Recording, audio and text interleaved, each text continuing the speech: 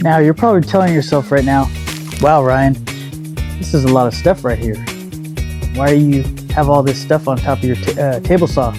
Well, I'm going to go through a detailed description of a bunch of things that I feel that have helped me in my carpentry and woodworking journey that might be able to help you in yours too. So here we go.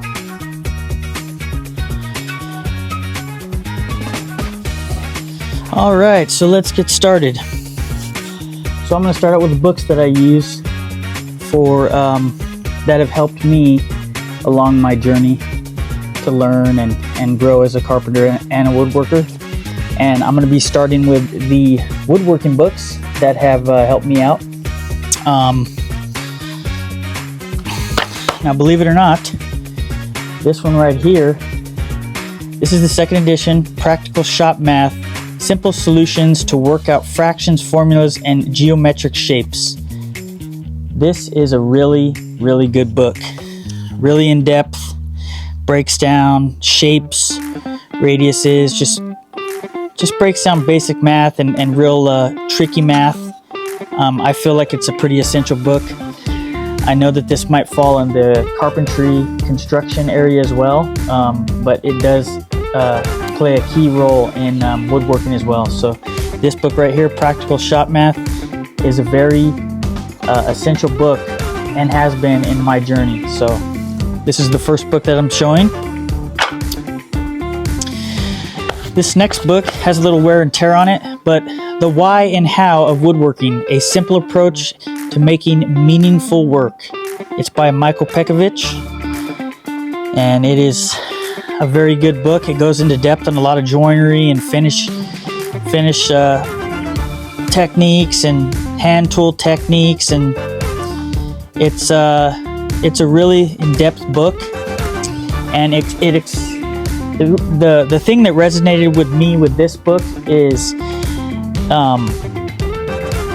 not all the time you're going to be able to get into the shop and be able to do everything that you want to do, but if you can get into the shop at least every day and be consistent and get in there for like 10 to 20 minutes a day and just get to work, it's really good for your mind as well. So that's one of the key things, not just the detailed stuff that comes out of this with hand tools and layout and all that stuff, but this book, that specific topic resonated with me a lot, because I know we're all, not just me, everybody's busy, so it's very important to just kind of sit back and say, hey, even if I do a little bit, it can go a long way and it adds up, So this book, The Why and How of Woodworking, A Simple Approach to Making Meaningful Work by Michael Pekovich. Good book. This has to be my favorite one so far as woodworking is concerned. Woodworking, the complete step-by-step manual, tools, techniques, woods, and projects. And it's published as Woodwork. This goes into hand tools, as you can see, and then it breaks down into layout tools and all kinds of different, like mortising gauge and different clamping systems. Very in-depth. Drills and drivers, just a lot of specific hand tools, power tools, machines, and then it breaks down certain building patterns, goes really into depth. A lot of joinery, which I like. I'm a big fan of joinery. It also gives a brief description on various types of hardwoods and exotic woods, which is cool. They have projects in here that they have broken down that you can do step by step, which is pretty cool. Just a lot of cool stuff in this book. Woodworking, the complete step-by-step manual. Tools, techniques, woods, and projects. This book is a must-buy. It has helped me a lot in my woodworking journey. Now, this isn't specifically I guess you could kind of say it's woodworking. This is more like trim, baseboard, profiling, mantles, building doors, casing, stuff like that. But Finish Carpenter TV, he has a YouTube channel. I got introduced to this by him on one of his links, and I hit up this company W1, and they sent me a book. I had a book within like a few days. I emailed them, and they were glad to really share their stuff with me. And they said if I had any questions, just ask them. And they were just really informative. So they have stuff on farmhouse trim ideas and traditional modern farmhouse stuff. They have a craftsman breakdown for floor to ceiling options for craftsman style homes. That's pretty cool. Casing around the door and stuff like that. Profiles. Some of these profiles are really cool. They have the Greek Revival, which is pretty cool. They have the wainscoting and the paneling and all that stuff. That's really cool stuff. And as you can see right here, they have the mantle with the tie-in that ties into the baseboard. That's real clean. And then exterior trim. And they have just the different breakdown of all the stuff that you can get for profiling and baseboard and crown molding and stuff like that. So this book right here, these books right here from W1, and I'm sure there's others around, but this book for me has really also helped me out in my journey as far as finished carpentry is concerned. I've done a lot of crown molding and mantles and baseboard and casing on doors and just step-by-step profiling. It's really a lot of fun. So now I'm going to go into the construction part of things, the carpentry part of things. And this book is called Builder's Essentials, Plan Reading and Material Takeoffs. And this book right here is a fantastic book for any carpenters that are looking to step up their game. This takes you there. It breaks down everything for your takeoffs. It teaches you how to do like a concrete takeoff when you're pouring concrete. So you want to account for your waste, your 5% general waste, and then your 3% transport, which is extra, so it adds up to 8%. So you would add that on to your basic, after you do all your calculations, then you add that in, and that'll give you what your waste is going to be. And just a ton of stuff. It's a really in-depth manual. Takeoffs are very important for projects in any type, home building, construction, whatever. So this is the Builder's Essentials, Plan Reading and Material Takeoffs. And it's by Wayne J. Del Pico.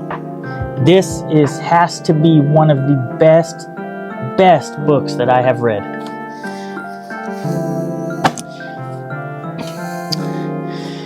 For any carpenter that knows, the longer you go on, the more stuff you want to learn.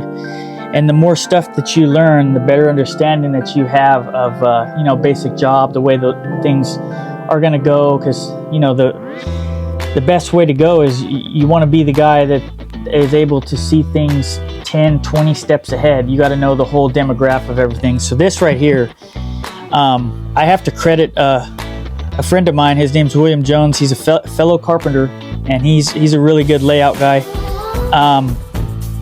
My dad actually has read this book. Well, he's not with us anymore, but he read this book too, and he said the same thing as well. This book really changed my perspective on things and really got me into more detail, because I feel like detail is really important in the game. Not just woodworking, not just being a carpenter, but also being in the other trades as well. But this is the Construction Surveying and Layout 3rd edition, a Field Engineering Methods Manual, and it's by Wesley G. Crawford. And it goes over tons of stuff. It just breaks down, like it gives you hand signals, how to use a radio. It just teaches you how to use the different instruments, specific tools to lay out, like the 3, 4, 5 right triangle, Pythagorean theorem. The only method that I don't see that's on this, that is kind of wasn't in this book, and I found it on a website, is the 57 and 5/16 radius, or the 27 and 5/8 radius. Now both of those are used in unison. So say you lay out, you snap out your lines for your right triangle, you get all squared up, and say you're doing a radius. So say you come up that 57 5/16, and every inch over is a degree. So it breaks down. So if you break down totally like this, you can go all the way around, and each inch will be a degree. And then also the smaller dimension, the 28 5/8 will break down. Every half inch will be a degree. That's another layout trick that I've learned. But this book right here, this book changed the game for me. It's 900 pages or so, but it is definitely worth the time to read this thing. And then another one that I like is a Practical Math Dictionary. It's a Cheniers, I think it is. It's just a breakdown. You know, it's good to know your math, basic math and angles and things like that. And this just kind of goes over that. I feel all your shapes, stuff like that. So this book has been pretty essential in my construction journey as well. When I need to refer to things and kind of just go back. Now, I feel like these are good to hold on hand, and these, you know, are laminated, and they just have basic breakdowns. Like this is one for trigonometry with your right triangle and your degrees and different types of triangles and ratios and things like that, circles, whatnot.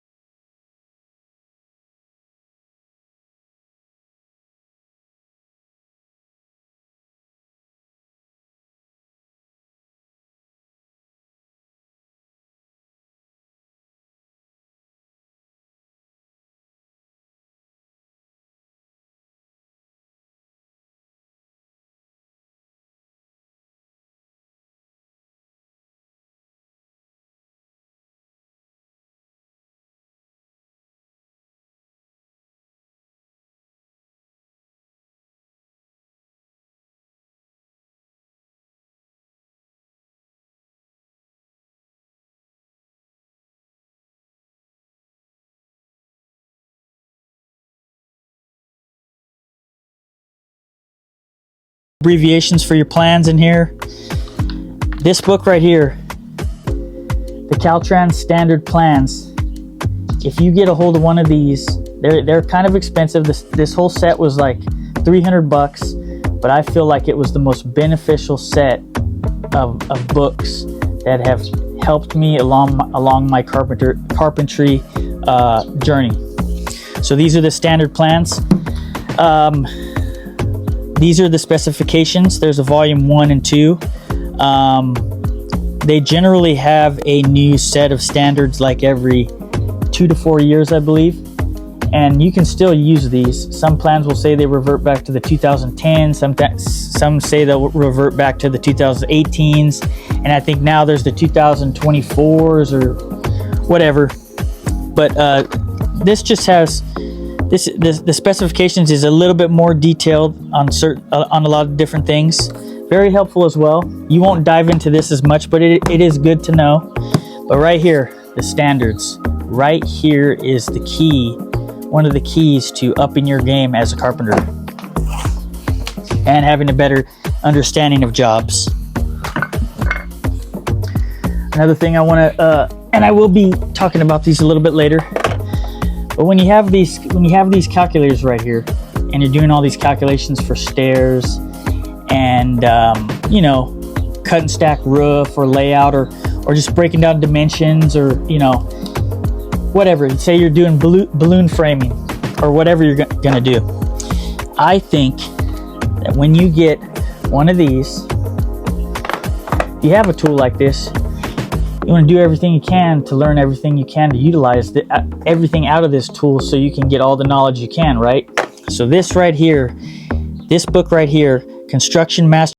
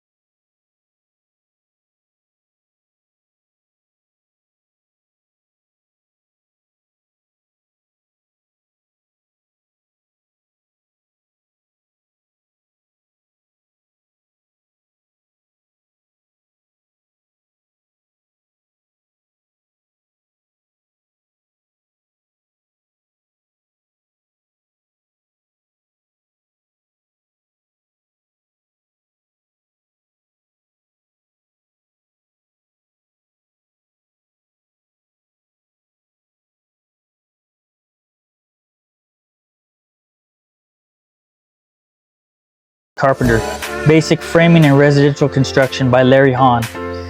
Larry Hahn really excels when it's like layout for plate and line detail, for you know, for framing out houses and stuff like that. But he's really good at roofs too, and it has a full breakdown.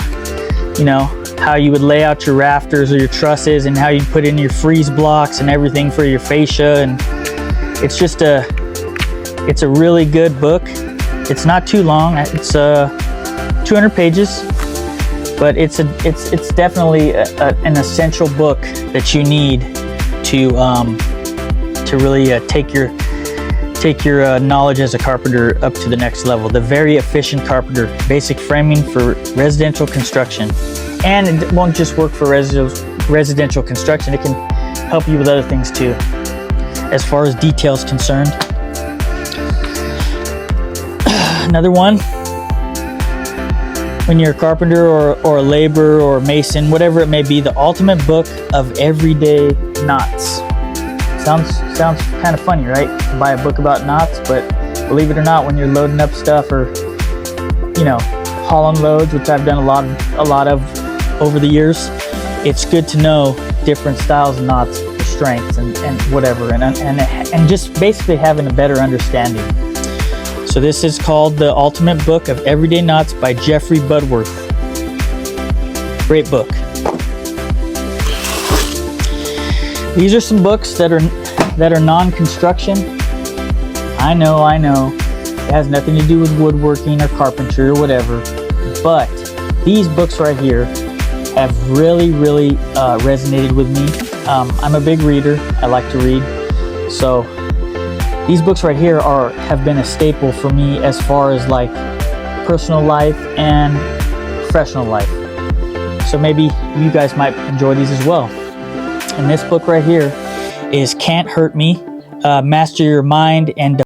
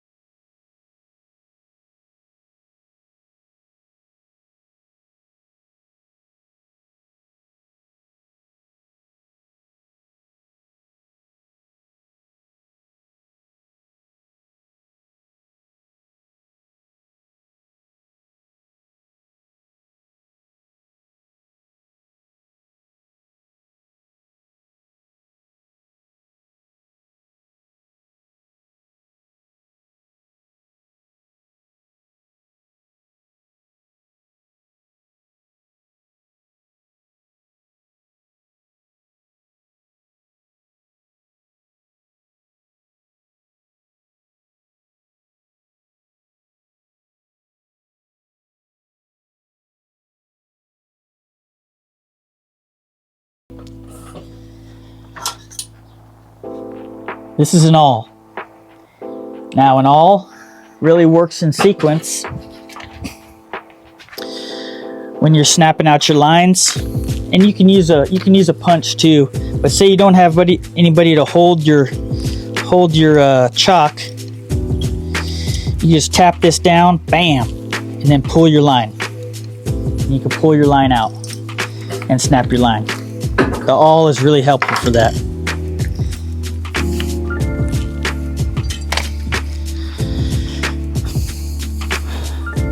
Another good tool, combination square. It's got a 45 on it. It's got a little thing that you can strike your line or put a point mark. Really efficient, really good. You can adjust it back and forth. And this one's an Empire. Really essential tool for me. Another essential tool is this Kreg multi-mark. This is a really good layout tool as far as woodworking is concerned, in my opinion. You can get your 1/2 inch, lock it in, scribe your line. This is also good for laying out casing for doors. And you can switch that up. And where's it at? You could go, let's see, go through here. It's a little dirty. Hopefully I can get this through.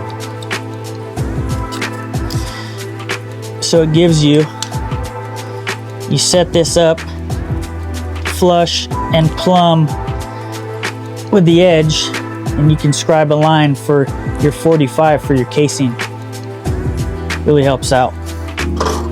Just a great tool. Now this right here, this is one of the ultimate layout tools for carpenters, I feel. My dad taught me about this one.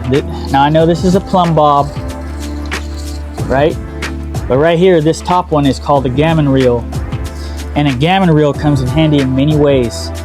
Many ways when you're running string line back and forth and you need to, you have 2 crossing points and you need a specific point on the ground. You could drop that too and let it dangle for plumb, and then you got your mark right there. You could lay it out too on concrete too. You could run it from a wall down, from the edge of a wall, and get the plumbness of the wall on the ground if you're gonna lay out. You can also set up your instrument. It'll set up the center of your instrument, and right there, boom, you can use that to level your instrument too. Great tool. Gammon reel. Obviously you guys know, speed square. Wonderful tool. I don't need to go into detail, but it's a wonderful tool. Torpedo level is an essential tool for a carpenter. A 2-foot and 4-foot level, you know, for plumbing walls or laying out. Very efficient. This can be used when you're laying out from your points for your batter boards to run string line when you're laying out. Levels are just great tools. Very, very, very useful in the field. So I'll set these ones aside and I'll grab a few other tools. And it's not necessarily in sequence. I'm just kind of flowing with this thing. So this is a really cool piece of a really cool engineered tool. This is a stick ruler. And if you're going along and you're grading, or you need a hard dimension and you don't want to just keep pulling out your tape, say you need to lay out some rebar or get clearance on your walls. This is key. Like, you know, whenever you're doing footings as a carpenter, like any type of spread footing, anything on the ground is always 3 inches clearance. Anything ground related is specifically 3-inch clearance, and that will be from rebar to your wall, to your form. Anything wall wise that's coming off, you know, anything wall wise like barrier rail, retaining walls, parapet walls, anything is going to be a 2-inch clearance. So walls are 2-inch clearance. Everything that's vertical. Now I know that ground forms are vertical as well, but anything to do with the ground, just so you get a little bit more concrete in there for strength. Everything is 3-inch clearance. So this tool right here is good for that too, because it's fast and blow and go. And then it's also good too if you're grading with a laser, or you just grading, you know, you're making marks. It's got the breakdown into tenths as well, which is nice. And those are hard dimensions. This is a good hard dimension tool. This here is an engineer's ruler. Very helpful as far as laying out for stuff related to job. Now it also goes hand in hand with these. These are really important when you're plan reading, because there's always a different scale, you know. So for most plans, for most construction plans, you're going to use this engineer scale, and it has different formats.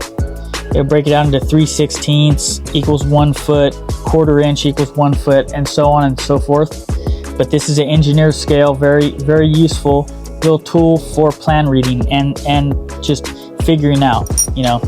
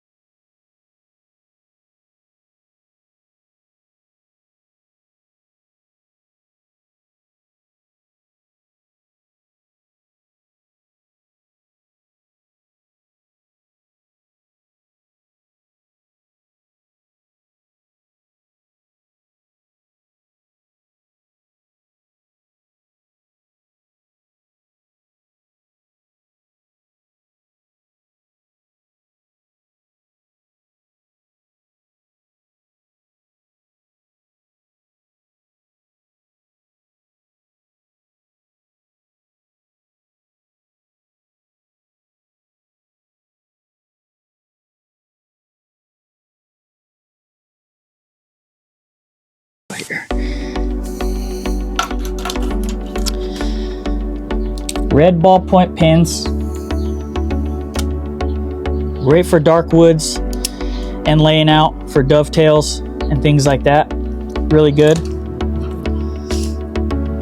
As a carpenter, it's also good to have a good set of permanent markers. They come in handy. This is a pretty cool pencil for that I use in my carpenter bags. It's a Huta 4s, and you can reload it with lead, and you can also sharpen it on the go. And there you go. Pretty efficient little tool. I like it.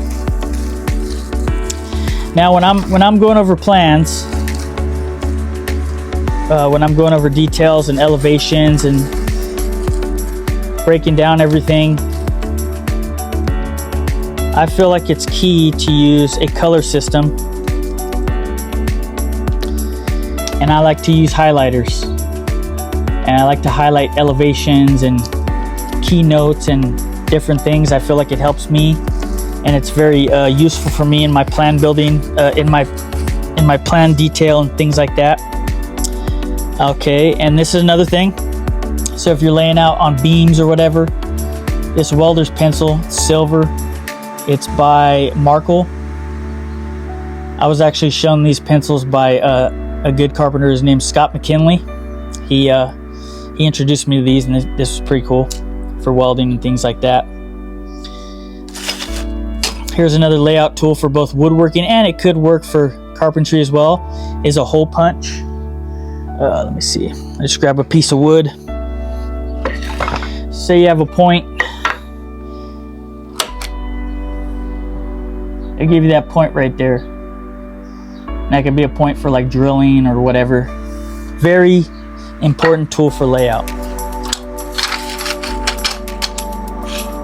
On to the next ones.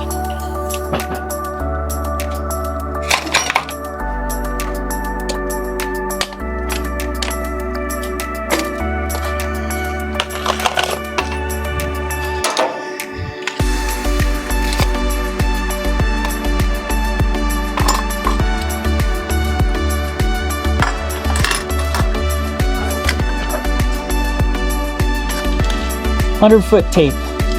Now this is a vinyl one.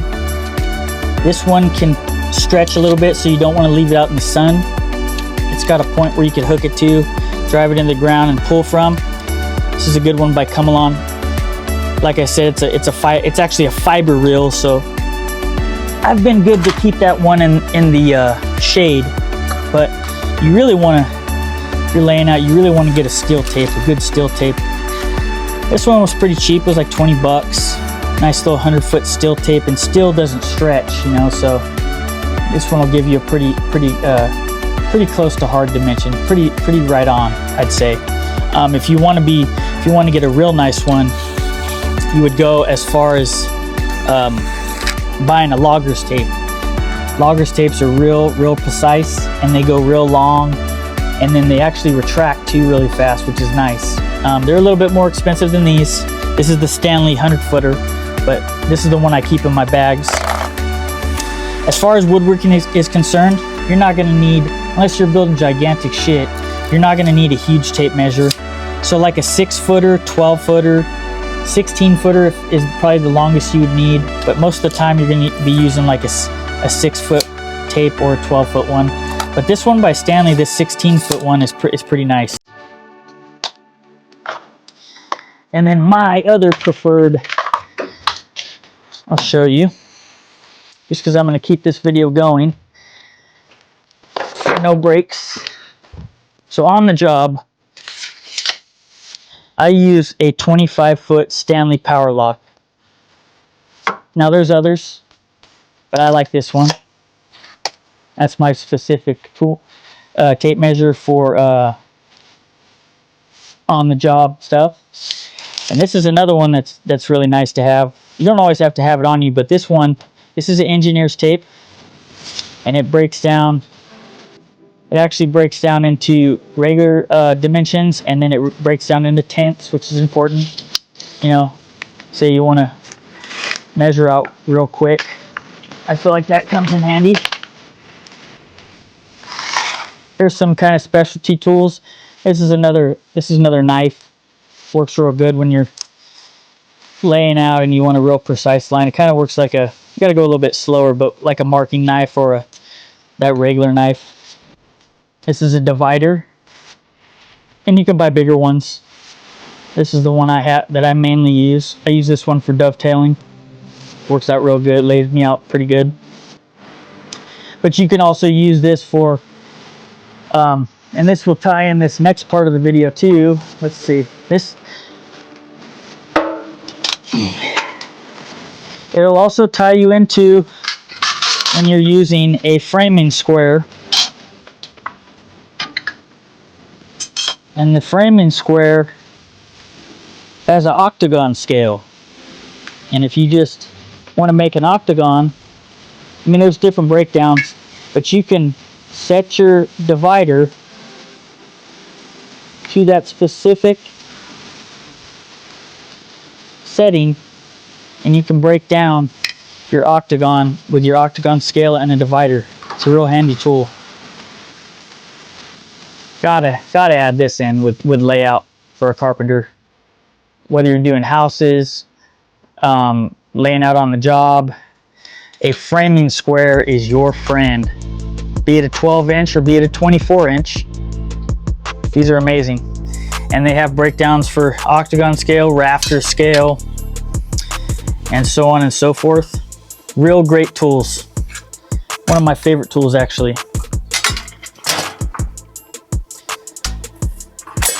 And then let's see. Now this is a compass rule.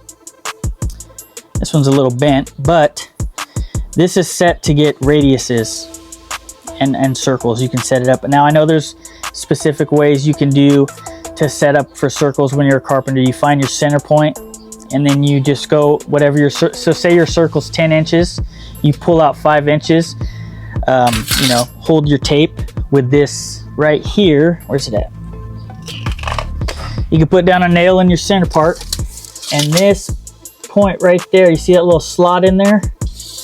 You can hook that on a nail at that 5 inches with your or let's just say 10 inches. Say you want a 20-inch circle, you'd keep your tape tight against that nail, the slot of the nail into that slot, or the head of the nail into that slot rather, and you line your pencil up, and you can jog around real carefully and you'll have a 20-inch circle. Or you could do a radius. So that's real essential. And this is another tool that you could use to do that. And it has like a little notch in it, and it has a pencil setting, and at one side it has like a lock-in point with like a kind of like this, but it's more of like the size of like a marking, like an awl kind of. So that could get you a radius too. I also like to use straight edges, be them small straight edges, or this one's my favorite, this big Swanson straight edge, and this is a 4-footer. And I feel like you can just, you know, I like tape measures, but you know, being a woodworker, I don't always want to burn an inch. I don't always, like if I'm creating something like dead on, like cabinets, or like, you know, just something that's has to be really precise dimension, it's good to have a good straight edge, and different types of straight edges. This one's an Empire, this one's a Crescent, and this one's a Swanson. Those are the ones I have. I like those.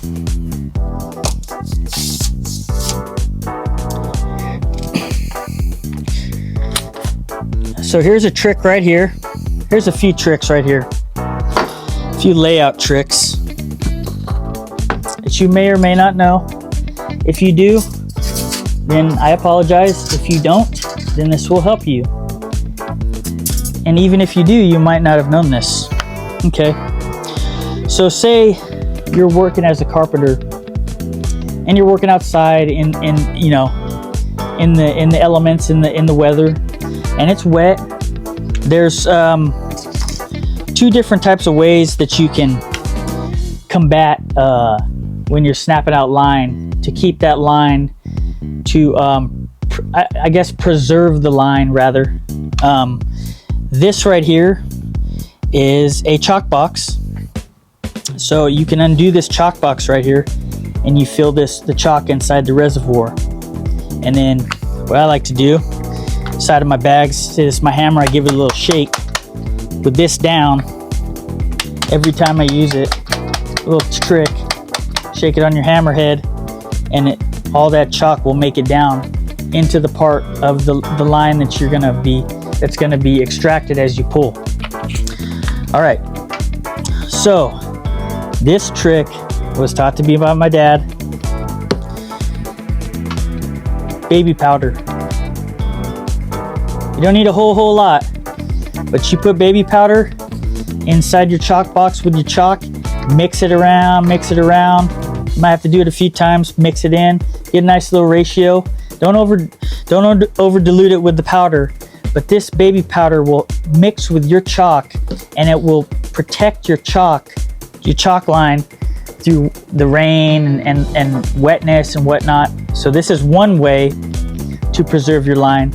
And if you really want to preserve your line even more, if you're doing like plate and line detail on like a finished foundation, and you're snapping out your lines for plate and line, or snapping out your lines for a wall, retaining wall, whatever, barrier rail, whatever,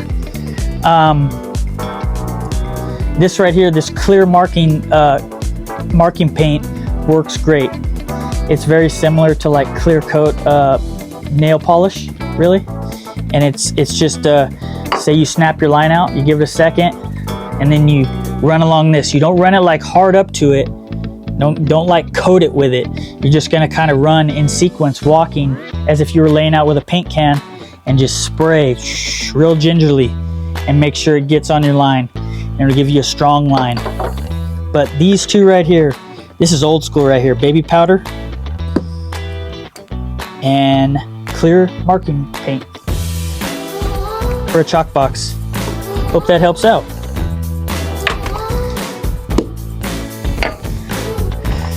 A few more, and then that's probably it for this video. So you've probably seen these. I use this in one of my videos. This has a Forstner bit in it, and this is a jig. And this is a jig for mortising out your hole for your hardware.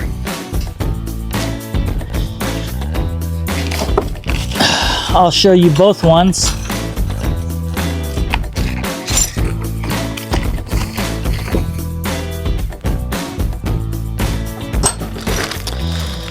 So for your hinges, so they can sit in the slot, it mortises out an impression right here with this Forstner bit. And what it does is it locks on to the edge of your cabinet door or drawer. A cabinet door mainly, not drawers. You're not gonna. The other one's gonna be to do with drawer faces. This locks you in, and it also has an offset. They have a 3 millimeter offset, 4, 5, 6. You know, and that will. It has little dimensions right here, little shapes, and that will give you the offset that will be square to your piece, that will put you at that offset for that hole to be right on and everyone to be similar. So this jig right here is really good for hardware for hinges. This right here is amazing for setting your cabinet doors and then putting those hinges in. Your cabinet door can can rest on, I'll show you. Your cabinet door can rest on where your face frame's at, the bottom side of your face frame. And then you just lock it in. And then right here, you just lock in to your bottom of your cabinet. And your cabinet door will be able to sit on here so you can install your hinges correctly. This here's another one, and let me grab a drawer face.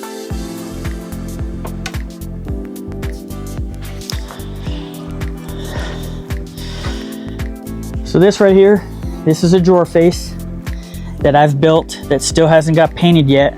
So it's good for demonstration purposes.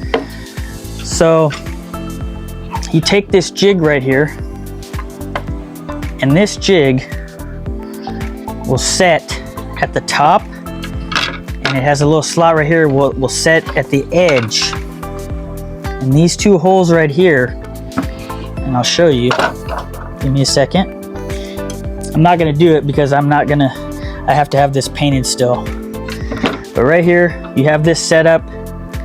Obviously this isn't set up this isn't gonna be where it needs to be. This is just for demonstration purposes. But let's just say you have this set up, center that, your height is good here, your set is good here. These are set up for center too. This is your center. They break down for your handles, which is, if I could get this, right here. So this was preset for another one, but got your handle layout, see your holes right there. So you have that set up. You would take your hole punch and make sure everything's locked in. And you won't do this standing up like this. You'll do this seated so you have the most support. You just take these, boom, get it set, boom, and then you're set to drill your holes, and then put your hardware with these, and you're good to go. So this is a good jig. This is by King Charles on Amazon. It's a real nice tool.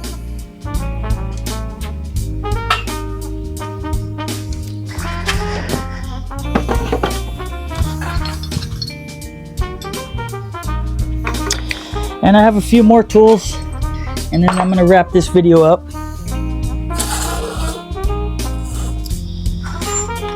Let's see, playing cards. You just think these are playing cards, right? But these are good spacers too. Spacers for when you're inserting drawers, when you want to even up a drawer on all the sides, or you could use them for, you know, any type of spacing you need. These are really helpful. Who would have thought playing cards? Very good tool right there. And fun to play cards. King's Corner is my jam. This right here is a marking gauge, and I'll demonstrate if you're gonna do some mortise and tenon. So let's just say for demonstration purposes, you gotta, let's just do a 1 inch. So these are gonna be for your tenons. You lock it into the side of there, create that line, create that line. And there you go. You can go all the way around. All the way around. And you got it. Great tool, marking gauge.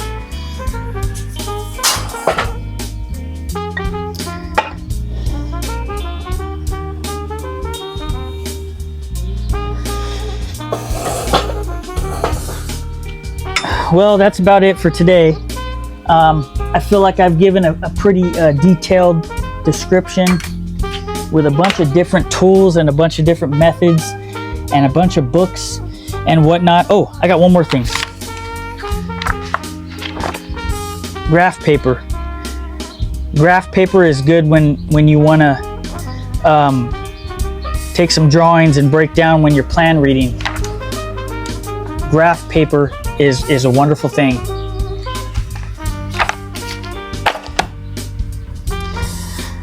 All right, like I said, I've gone over various different types of tools and their uses, and how they've helped me and how they continue to help me in my woodworking journey and my carpentry journey.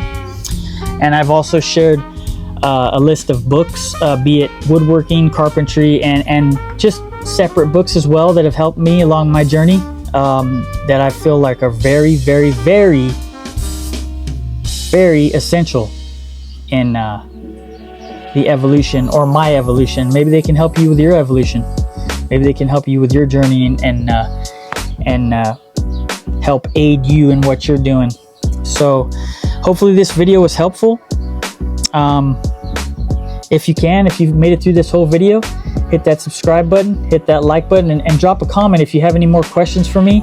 I'd love to I'd love to chat and love to discuss further. But thanks for joining. Tune in.